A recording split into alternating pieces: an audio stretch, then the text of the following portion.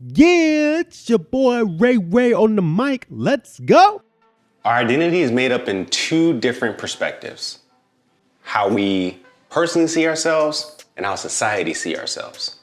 The personal aspect of how we see ourselves is really truly looking in the mirror and seeing who we want to be, right? Are we athletic? Are we artistic? Do we like rock music or like to mow the lawn or, have a favorite sports team, what have you? These are personal traits that we truly want to hone in on and identify when we show up into the world. But then there's a social aspect too, where society puts us into a box based upon our race, class, gender, sexual orientation.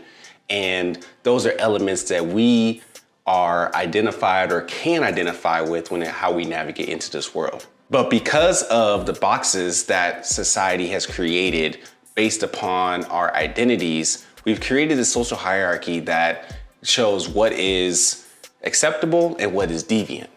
And so the closer you are to acceptability when it comes to being a heterosexual, white, middle-aged man is what has become the norm. And anything outside of that circle becomes deviant.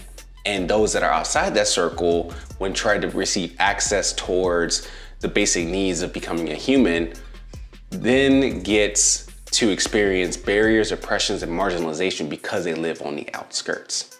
Now, the fact that the habits on a societal level really creates these systems of inequities that we see on a regular basis based upon housing, food, healthcare, education, based upon your identity. But where it also plays a humongous role is how we see ourselves. So when we look ourselves into the mirror and we see the skin that we're in, we see the eyes that we have, we see the physical nature that we currently have. If we internalize the messages that the world says about us and our identity, then we perpetuate that same message to ourselves, which self-deprecates or elevates us to a position and sees everybody else as different, other, or less than. We have to do a better job to, one, understand our own identities and how we show up into the world.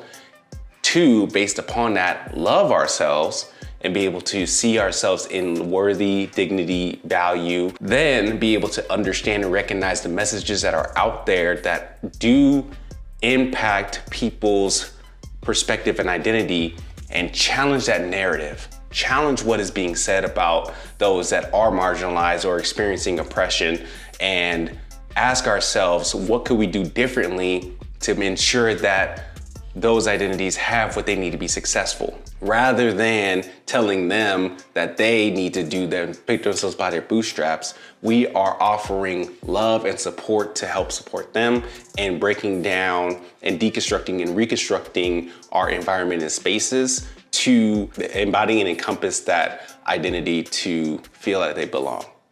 So when you look at yourself in the mirror, when you study how you see yourself into the world, do you see yourself as somebody who is loved? Do you see somebody that is well cared for? Do you see somebody that deserves to be treated with respect? And when you practice that love for yourself, then you can turn around and practice that love for other people too.